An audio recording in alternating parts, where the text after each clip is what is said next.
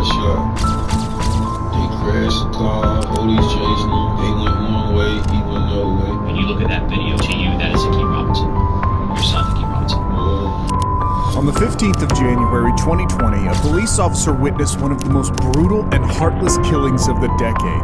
The killer was still unknown, however, police had their suspicions. In an attempt to get more information, they brought in rapper K-Su's dad, where they would break the news to him that his son was part of a murder.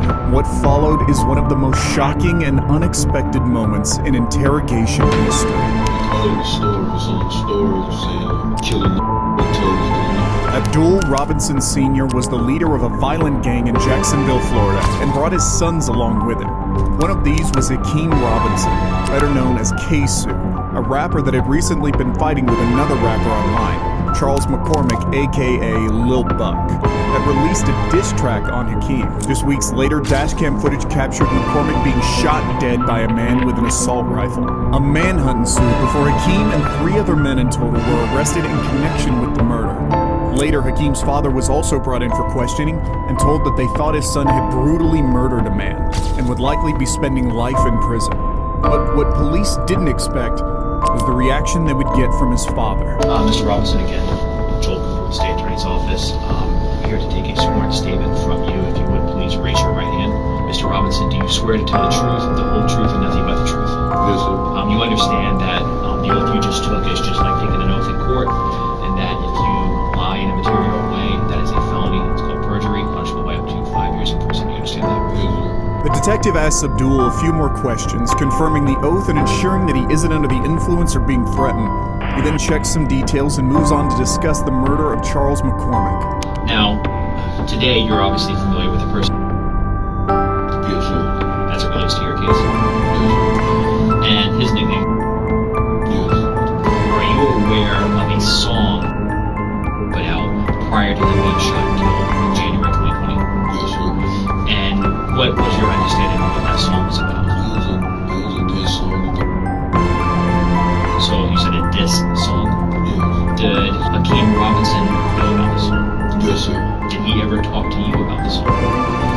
Yeah. And how did he feel about the song? He didn't like it. Before the murder of McCormick, there had been a long-standing beef between the two gangs, ATK and KTA, with multiple bodies lying in its wake. Being the leader of ATK, it's obvious he would have known parts about this, but he maintains he was never directly involved. However, it's as we come closer to McCormick's murder that things get cloudier for Abdul.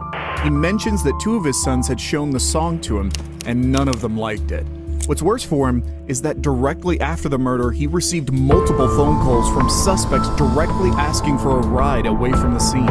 Now, going again back to January 15th of 2020, that day, were you called by Abdul Robinson Jr., your son? Yes, sir. And was that from a number that you recognized as belonging to him? Yes, sir. What did he want? He wanted me to go pick up Scotty. Did you also get phone calls from Leroy Whitaker? Yes, sir. And what did he want? Telling me where he was at to come pick him up. Did he tell you if he was alone or did he have anybody with him? No, he said So Leroy Whitaker and Dominique. Having direct involvement in such a high-profile case obviously doesn't put Abdul in the best position. In fact, the cops actually suspect him of being a direct accessory to the murders. But Abdul has played this game for a long time. He knows that he must maintain his innocence for as long as possible, leading to his harrowing admission later in the case. But while he's being complicit in answering questions, the cops decide to try and extract as much information about this case as possible, and dive further into what happened when Abdul picked Leroy up. Did that car crash? Was it on the street or in a yard? Do you remember? Like it was kind of like in a ditch or a yard. Yeah, it looked like it might have been like a ditch or something. So was that near a house? Yes. Like in the front yard of a house? Yes. Abdul picked Leroy up from next to a crashed car, the same car that had fled the scene directly after the shooting. This vehicle actually proved to be the downfall of the entire case. After crashing, Hakeem, Leroy, and another man named Dominique Barner all fled the scene, and 2 of them were captured on security footage running across nearby gardens. Leroy and Dominique eventually ended up storming into a couple's home before holding a woman hostage, switching clothes, and calling Abdul. But this is where they slipped up. As they were making the call, the terrified woman managed to make out their conversation and got a perfect look at Dominique's tattoos, allowing her to identify him and instantly pick him out of a line of suspects. This mistake got Hakeem and every single one of his assailants caught, but they weren't necessarily connected with the murder yet. That was until Abdul said this. What do you specifically remember them saying? They crashed the car, the police chased them, Kim jumped out the car, they went one way, he went another way. Did they say whether or not Hakeem Robinson Keeney had anything with him when he jumped out the car? They say, Did Leroy Whitaker and Dominic Barner mention to you if anything had been left behind in the car after it crashed? yep, they said they left a gun in the car behind. Let me rephrase that. Before the car crashed, did Dominic Barner and Leroy Whitaker say anything about what someone in the car maybe was going to do as they fled from the police? Oh yeah, shoot at the police. And who was going to specifically be the one shooting? Came.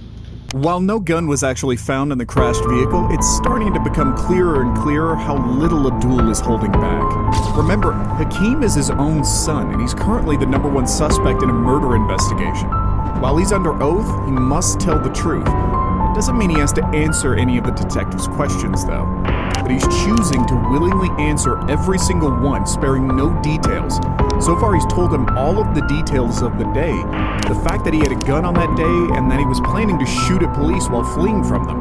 But even after all of this, he's still not done snitching. In addition to that information, did you learn about the shot and killed? Yes, sir. And who told you that? Scotty explained to me that it was a guy that got shot. It was a little while back before this situation at a gas station that made the song. So, Leroy Whitaker was explaining to you it was a person that had been shot once before. Yes, sir. And who shot him the time before? He did. Scotty. Scotty. And the reason was because of a song that he put out. Yes, sir. And so when he told you that information, were you aware of who this person was? Yes, sir.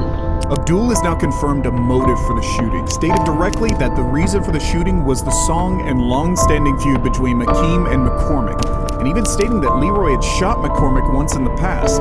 However, while it might not seem like it, possibly the most incriminating statement of all here was when he said he knew the victim before Leroy even mentioned it. He makes it clear that he's known about McCormick and the possible plans to get revenge on him for a while, which can easily be used as a way to argue that the murder was premeditated. And if Abdul knew that McCormick was the victim before he'd mentioned it, it heavily implies that there had been discussions about it previously, increasing Hakeem's sentence drastically. It seems that all respect he had for his son has gone out the window, and he's fully fessing up to the cops on his behalf.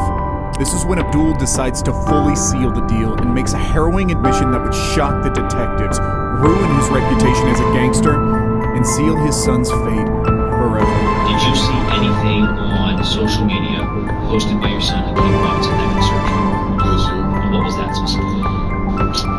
All the stories and killing the Was that the Instagram story? Yeah, Instagram story. And was that something that was posted by Hakeem Robinson? Yes, sir. And you saw that, you were upset. Yes, sir. Did you try and reach out and speak to Hakeem Robinson? Yes, sir. And when you spoke to him, what did you tell him? I told him he didn't take that down. Did he deny being involved when you told him to take that down? No.